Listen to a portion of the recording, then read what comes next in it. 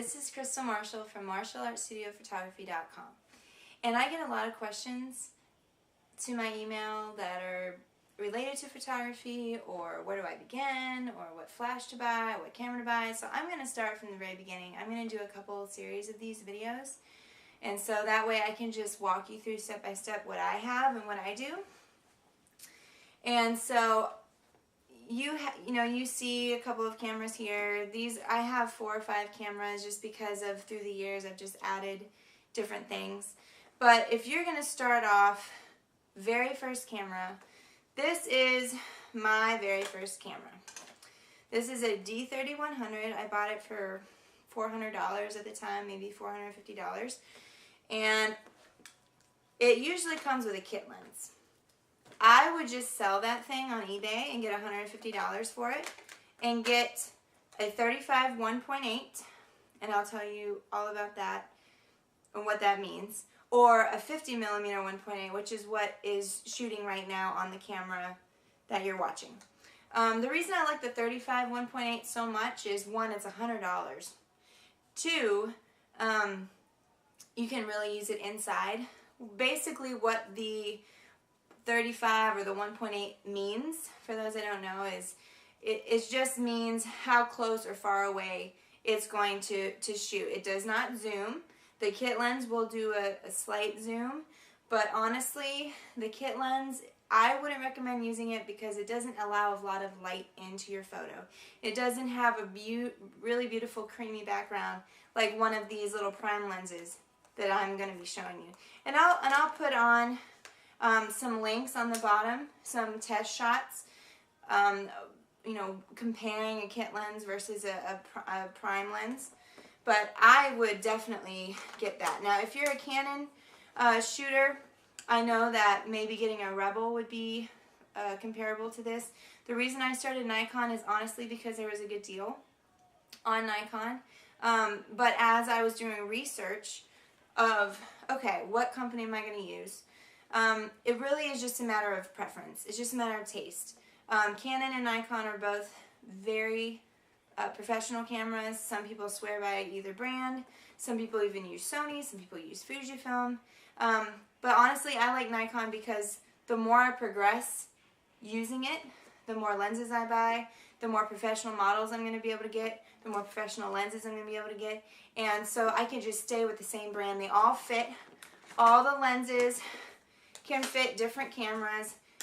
If I stick with Nikon, I don't have to worry about changing all these companies. I can just know, all right, I want to put this lens on this camera for this reason. And I love that. I love that about that. So what are you looking for in a first camera? Megapixels. Yes, it's important. But honestly, the reason I would recommend getting a DSLR or a digital single lens reflex camera, like one of these, is because, one, you can change lenses. Okay, you can't do that on a point and shoot. 2, when you buy a little DSLR like this, even though it is bulky, it is going to take up more space in a camera bag. Yes, a point and shoot is very convenient. iPhone is very convenient. But it's the computer chip, the sensor inside. That's what's going to make your photos just be day and night, like no comparison. And so honestly, that's why I got into it. I didn't want to pay someone to photograph my children day to day. I didn't want a photographer to go walk around with me at parks, walk with me at restaurants. I wanted to just do it myself. And yeah, I don't mind paying for somebody to do my little family sessions for Christmas or whatever. But I really just wanted to be my family historian. I wanted to be the one in charge of what I was going to put in my house, my prints, and that's where it all began. And so if you have a little DSLR with a kit lens, I would upgrade that to a prime lens. You're going to see amazing difference of the butteriness in the background, the amount of light. So that's where I would start first. Getting a little DSLR. I can put some links on the bottom to some that I recommend. What's the difference? I know Nikon has like a 5200 and a 7000 and all. You know what? It doesn't matter. All of them are going to do the same thing. You're just, the more expensive the camera is, the more sensitive to light it's going to be. That is honestly in a nutshell. This little 3200, 3100, now I think it's like a 3300. It's probably going to take the same grade photos. What you're really paying for is how dark you can be. So like this camera, if I was going to take it to, like for example, if I was going to take it to Christmastown Busch Gardens where it's like all light, you know, all dark, the Christmas lights are everywhere, I probably wouldn't want to take this camera because honestly, I have a $2,000 camera that takes amazing photos in the dark. If I had this little camera, then I would have to really know how to shoot with it so that I could really bring out the most of this camera, and I will teach that in another movie. But this little camera is going to be a great first start. I actually still shoot with this. I let my husband use it for youth group events. I've had teenagers use it. I've had assistants use this camera. You know, 5 years running, that's still a really good camera. If you are being a little bit more adventurous and want to kind of step out of the beginning level, then you can get maybe a D7000 or the D7100 if you're a Nikon shooter. I don't know what the Canon version is for that, but basically that is one step below a pro. But, you know, that's a little bit more intermediate. But I would say this, if you're going to start shooting with an actual real camera, please, please, please, please, please, do not put it on auto. I know it's so easy to do that. I know it's so easy to just say, all right, auto, take a photo. No. The camera, yes, it has a really nice advanced computer chip and it's going to try the best it can to take a nice photo. But I'm going to teach you how to get off of auto because honestly, this is a tool. This is something that could be something that you could really use to bring out this amazing image. But putting it on auto, it may or may not be what you want, what you see. And so this series of videos I'm going to do, I'm going to teach you how to get off of auto. I'm going to teach you how to use Lightroom, which is what I use, Adobe Lightroom. I get it for $9 a month, which comes with a full Photoshop partnership, which is awesome. I mean, you get Photoshop and Lightroom for $9 a month. I mean, that is amazing. So that's what I would use, and I'm going to teach you all, walk you through that, how I use that. But cameras are just a tool that I use to bring out what's already happening around me. It's also learning how to use light. This is being shot in my living room with the big bay window right in front of me, and it's a really beautiful diffused light. I'm going to teach you how to use natural light around you, how to be outside, how to be in the shade, how to be in a dark place. I'm trying to not show you how to use flash yet because that's a little bit more advanced. But I remember I went to Williamsburg last year on a vacation, and I brought this camera with this lens, which is a D3100 with a 35mm 1.8, and this is what I brought on the vacation. I brought no flash. I mean, yeah, it has a little pop-up flash that comes up right here. But honestly, I didn't even need to use it because I knew what I was looking for, and I knew exactly. We were in museums, we were in aquariums, we were in Busch Gardens, of course, and everything, there's dark, there's light, there's shade, there's sun, but because I know how to use a DSLR, because I know how, what I'm seeing, the light that I'm seeing, and I can put some pictures of examples of what I did down below. And because I know how to edit on Lightroom, it was like, wow, these are like the most amazing vacation photos ever. I mean, everybody loved them. We had books made for everybody on the vacation. It was totally worth it. So that's what I would start with. I would start with the beginning level DSLR. Like I said, maybe $400 to $500 is the budget. I know it sounds like a lot of money, but somebody will drop $600 on an iPhone, which is great. But I would never replace your iPhone as your camera. I would never replace a point and shoot as your main camera. 10 or so years down the road, when your kids want to look at photos, Oh, I don't have any photos printed, they're on Facebook. I don't have any photos printed, they're on my computer. No, that's not okay with me. I mean, I'm doing a print order for my personal family and friends every 3 months.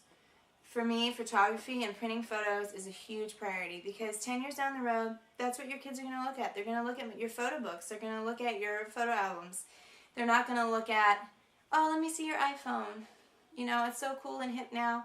But honestly, that's not what's going to take the weight of documenting your family. So that's what I would start with. So let's say you want to buy a camera. You have the camera. You have the little prime lens now. What else do you need to help you carry it around? Because a camera that just stays at home is not very helpful. A camera that is with you to most of your family events or attractions that you're going to take with your kids, now that is more helpful, which is why honestly I do shoot with an iPhone. You know, when we're just out in the neighborhood or taking a bike ride or something, because it is so small and so compact. So how do you take a big bulky camera like this around? And I already did a blog post about this, and I can put the link on the bottom. But most cameras, well, all cameras that you're going to buy is going to come with a little strap. That's a good strap. I always use a strap because I have children, and so they're going to be pulling at me. They're going to want my attention. But this little camera strap, it's going to hang from your neck. It's going to kind of pull your neck down. It's going to be hard to get to your camera and to get the motion that I prefer. And so I have a link to this in my blog post, which I'll post, but I have a shoulder strap that I use. I put it on my shoulder. Of course, now I can't figure it out. There it is. So it's like a guitar. So I have it on my shoulder, and I attach my camera to it using one of these tripod mounts that they have provided. So all of my cameras have one of these tripod mounts. This one does not because it's here connected to this one. But that's what I use, and this is called a Black Rabbit strap. And yes, it is a little bit more pricey than the basic camera strap. But I would definitely use a shoulder strap. You can be hands-free, which is great with children. I can actually carry my son and my camera and not have it hanging from me, dangling from me. So that's really helpful. Also, let's talk about bags real quick. It doesn't really matter what bag you use. A lot of people will just go on Amazon and buy a bag, and that's fine. This is a version of that. It's just this basic Amazon backpack I got for 30 bucks. So it can hold probably 2 or 3 cameras, a couple of lenses, all the gear I need. If that is what your style is, great. I actually have 4 of these because I'm crazy. But let's say that's not really your style. Let's say you want something a little bit more you can wear to church, or you can take around town. So I'm going to show you this little bag that I bought off of Amazon. At the time, I got it for $60, which was amazing because it's like a handmade leather bag from like Indonesia. I think now it's up to $90 or whatever, but something similar to this. I can put a couple of different ideas. You can just go on Amazon and type in leather camera bag, or ladies camera bag, or DSLR camera bag. So you can do some searching what you want. I actually really like this bag because it's a messenger style bag.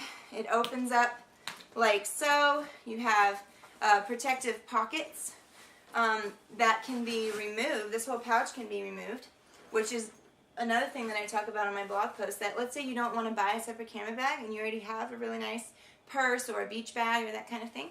You can get a little removable foam or fabric, or if you're crafty, you know how to make this, just a little removable pouch, and you can just throw that in your bag. That's what I would do. Sometimes that's what I do. I don't want to take this big heavy bag. I want to just have my camera on me and my little purse, and so I'll take my little removable pouch. It's a little bit smaller than this. It's about this big, and I just throw it into my bag. Boom. So that's a couple of options. I'm a parent, and so I have to think about diapers, wipes, sippy cup, that kind of thing. So for me, having a big multi-purpose bag is very practical. I can just take this to the park, throw some animal crackers in there, throw a sippy cup in there, have my camera. It's fine. So that's a couple of tools that I would use when you buy the camera and you're like, okay, well, what do I do now? How am I going to, how am I going to take it around? That's what I do. That's what I do to take my camera around to different areas, different parks, different vacations. If I'm going to go on a vacation, what I would probably do is, like I said, you know, take whatever bag that you usually take on a vacation, get a little removable pouch, or if it comes with your bag, that's perfect, throw it in there. That's what I would do. Or what I did was, I bought a little, it was like a little camera bag like this big from the thrift store for $5, and it just fits like a little camera like this, like a little camera and a little lens, perfect. The lens hood can come off to even make it even smaller. And I just put it in that little bag from the thrift store. It just protects it just nicely, has a little shoulder strap. Sometimes I do that too, because that way I don't have to have this big bag.